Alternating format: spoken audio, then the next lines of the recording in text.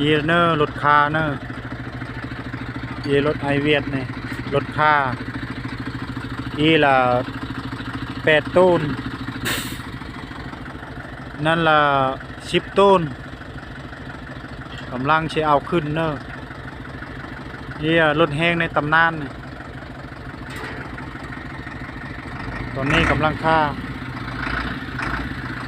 กำลังเนอร์เอาเฮ็ด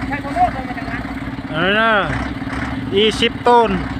อี8 ต้นเอาเลยไปอีเนอร์เอาแหงลายเก่งอี8 ต้นชลีนั่น10 ต้นชลีโอ้ไอ้ลุงขับมานะเมื่อแล้วได้แล้วบ้านนี่นะอีไอเวียดนามนี่สำเร็จวันนี้เนอะ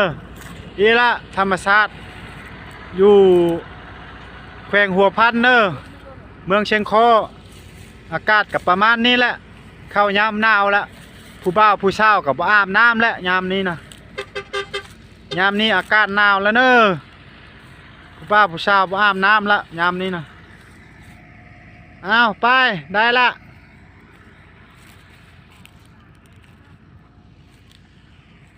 ทางนั้นล่ะแม่นเวียดนามเนอะติดกับชายแดนเวียดนาม